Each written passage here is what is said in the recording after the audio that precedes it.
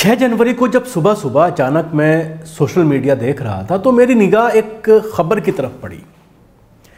कई बड़े मीडिया घरानों की जो वेबसाइट्स हैं उस पर एक खबर मैंने देखी कि ओम बिरला की बेटी ने IAS क्वालिफाई कर लिया और वो UPSC में उनका सिलेक्शन हो गया। मुझे लगा कि ये अचानक कौन सी लिस्ट आ गई, क्योंकि 2019 के IAS के रिजल्ट का परिणाम आ चुका था पहले ही, याद होगा आपको। जब मैंने उस खबर को खोलकर देखा तो उसमें ज़्यादा डिटेल से नहीं था, सिर्फ इतना था कि उनकी बेटी है, ये नाम है और उसकी मार्कशीट भी दिखाई गई कि कितने कितने मार्क्स उसको मिले। उसके बाद जब इस पूरी खबर की तहकीक में हम लोग गए तो देखने में यह आया कि एक बहुत बड़ा खेल UPSC में भी RSS और BJP के जरिए शुरू कर दिया गया है। किस तरह से इस पर भी कब्जा करके RSS और BJP अपने लोगों को सेट कर रही है, इस पूरे प्रोग्राम में मैं आपको बताऊंगा। एक एक पॉइंट पर इस पर मैं बात करूंगा।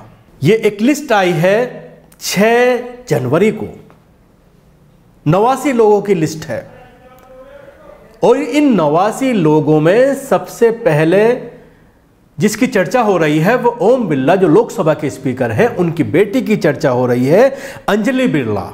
और जब इस पूरी लिस्ट की आप तहकीक में जाते हैं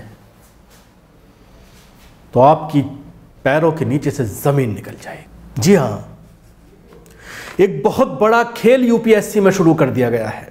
2019 का जब UPSC का रिजल्ट डिक्लेयर हुआ था तो उस वक्त 829 कैंडिडेट्स का नाम की घोषणा की गई थी, जिसमें आपको याद होगा कि 45 मुसलमान भी थे और उसके बाद सबके पेटों में दर्द होना शुरू हो गया था कि इतनी बड़ी संख्या में ये मुसलमान कैसे चयनित हो रहे हैं, कैसे आ रहे हैं।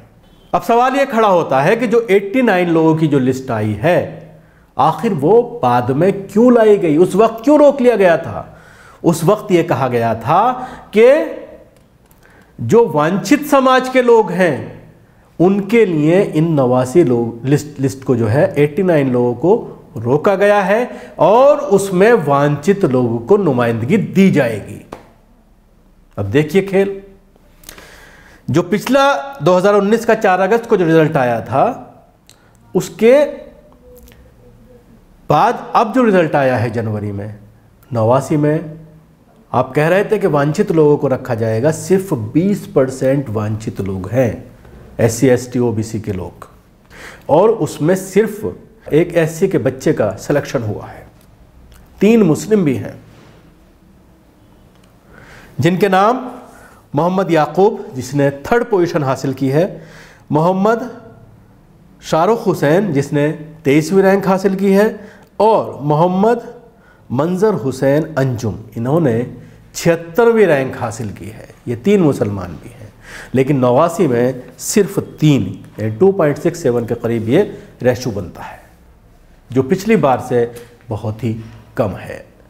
इस पूरे मामले को लेकर एक हिस्टोरियन है सुभाष चंद्र कुशवाहा, उन्होंने अपने फेसबुक पोस्ट में इस पूरे मामले को उजागर किया है और ये कहा है कि ये एक बहुत बड़ा खेल शुरू हो गया है और सिर्फ इंटरव्यू की बुनियाद पर ये सिलेक्शन किए जा रहे हैं।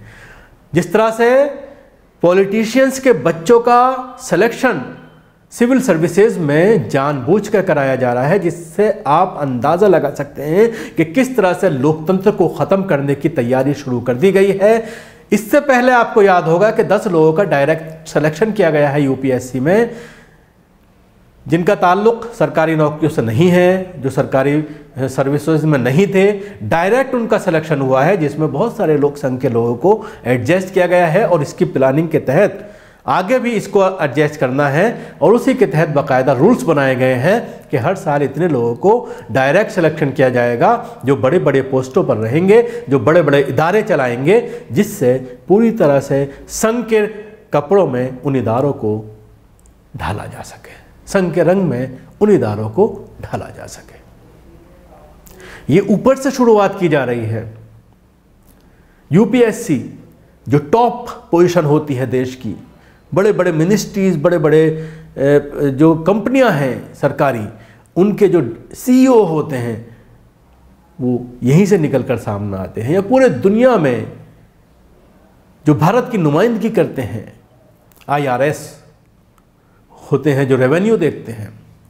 तो ये सारी चीज़ें जो टॉप लेवल के लोग होते हैं, IPS, IAS, IFS, IRS, IES, इन सब का सिलेक्शन जब इस अंदाज में शुरू हो गया है तो आप अंदाज़ा लगा सकते हैं कि जो वांछित समाज है, सिर्फ मुसलमान नहीं बल्कि SC, ST और OBC तमाम ही को इससे वांछित रखने की कोशिश की जा रही है, और अपर कास्ट के लोगों को हर जगह सेट करके अपना मकसद पूरा करना और जो संघ की नीति है उसको लागू करना, ये एक बहुत बड़ा मकसद इस UPSC के ज़रिए लागू करने की साजिश शुरू की जा चुकी है और उस पर काम शुरू किया जा चुका है सरकार के ज़रिए।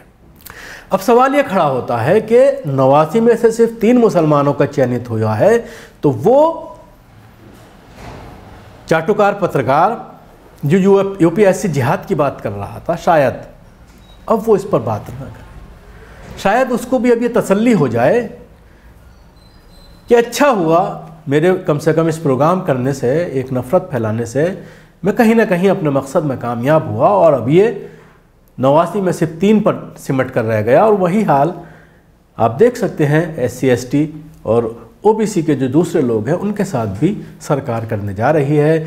ऐसा नहीं है कि सिर्फ मुसलमानों के ख़िलाफ़ ये बड़ी साजिश है, बल्कि जो वांछित समाज है उसके ख़िलाफ़ भी सरकार की एक बहुत बड़ी साजिश है, जिसको वो पूरा करके अपना एक बड़ा मकसद लोकतंत्र को ख़त्म करने का और तमाम इदारों पर अपना कब्ज़ा जमाने का वो पूरा कर रही है। शुक्रिया। आपको हमारा प्रोग्राम कैसा लगा ज़रूर बताएं। हमारे YouTube चैनल को सब्सक्राइब करना ना भूलें, इसके साथ ही बेल आइकन ज़रूर दबाएं। सभी अहम खबरों के लिए न्यूज़ MX को सब्सक्राइब करें, साथ ही बेल आइकन को जरूर दबाएं। लाइक, शेयर, कमेंट करना ना भूलें।